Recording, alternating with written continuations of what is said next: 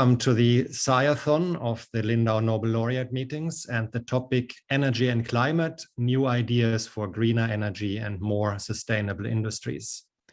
My name is Heiner Linke. I'm a professor of nanophysics at Lund University in Sweden, and I will be the chair of the evaluation panel for this topic. So very welcome. Only just a couple of weeks ago, when this is recorded, the IPCC, the International Panel on Climate Change, released their latest and 6th assessment report, including very severe conclusions. Human influence has already warmed the atmosphere, ocean, and land. That is a fact. Widespread and rapid changes in the atmosphere, in the ocean, in the cryosphere, and the biosphere have already occurred. And global warming of 1.5 to 2 degrees Celsius will be exceeded during the 21st century unless deep reductions in greenhouse gas emissions occur in the very near future. Many changes that have occurred or will occur due to greenhouse gas emissions are irreversible, making this a very serious topic.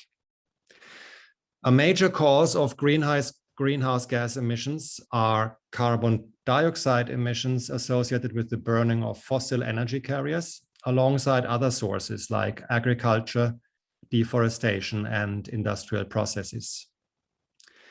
There's no question that humankind must do everything in our power to very soon reach at least net CO2 emissions, along with strong reductions in other greenhouse gas emissions.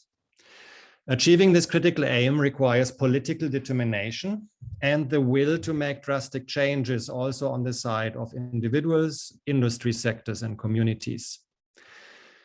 In getting there, scientific discovery and technology development have key roles to play, not only by developing novel and breakthrough technologies that enable greenhouse gas reduction, but also by providing examples that this is already and will be possible to convince the public and policymakers. This Sciathon proposes a number of topics in these areas, which I try here to put into the context of the big challenges in this field. So what are examples of key scientific topics that need to be addressed? Most frequently discussed in the public domain is electricity production and the technology required for a switch from fossil sources for electric power production, such as coal, oil, and gas, to renewables such as wind, water, solar, and geothermal. And we have a couple of projects that directly go in this direction.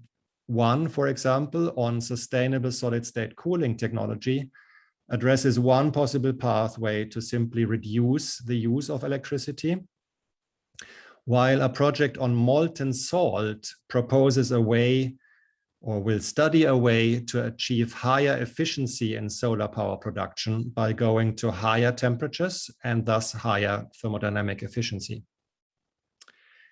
A key challenge will always remain in switching to renewable electricity generation will always remain the ability to store far larger amounts of electricity for short times, like minutes or hours, or months, than is possible today.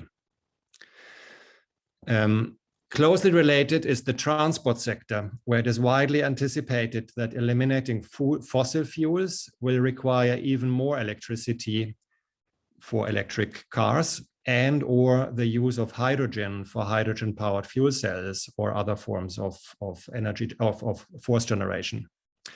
This in turn requires efficient production of hydrogen, for example, from solar power or from solar electricity. We have several projects that go in this direction. For example, one way of increasing the efficiency of water splitting for hydrogen production using magnetic fields. Ideas for how to use microbes for so-called microbial fuel cells to produce electricity or hydrogen from landfill waste.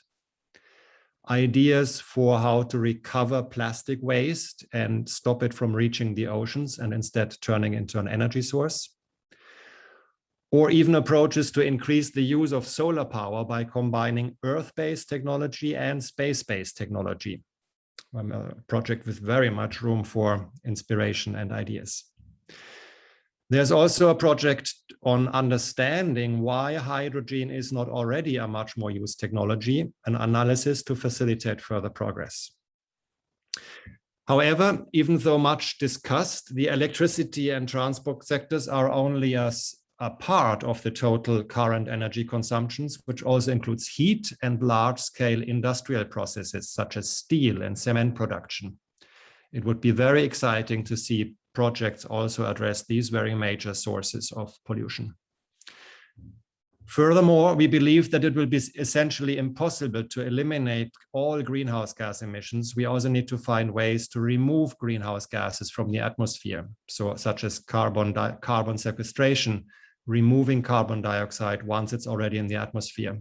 This can be done in smart industrial processes or purely for that purpose. That means achieving long-term storage in either land or ocean. We also need to understand toxicity and spread of pollutants, such as volatile organic compounds, VOCs, on which we have one specific proposed project. Finally, we also need to communicate the fact that solutions do and will exist to the general public and to decision makers in industry and politics. We have two projects that directly address this need. One aiming to communicating the science of energy efficiency to a broader public, for example, by social media.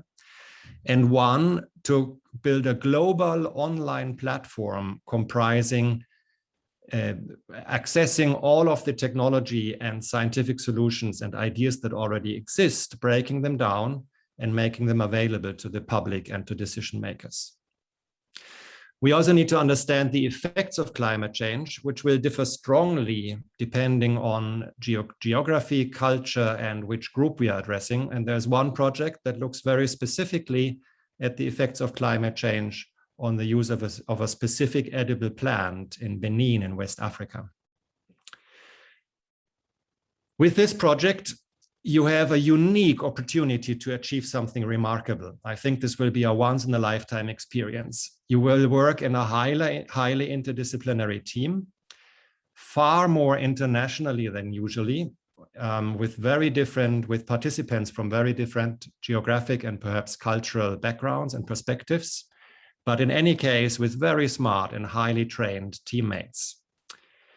I think this will be a unique opportunity to achieve something that will be impossible to achieve in other settings.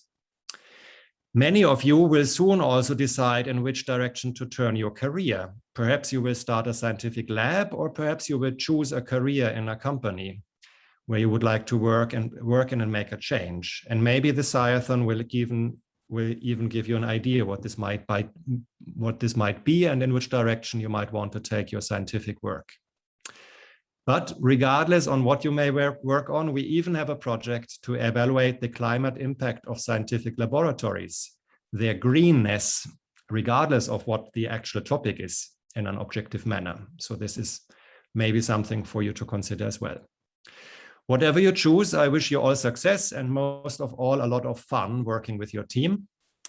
Thank you for listening. Thank you for joining the Sciathon, and I very much look forward to reading and hearing your results. Goodbye.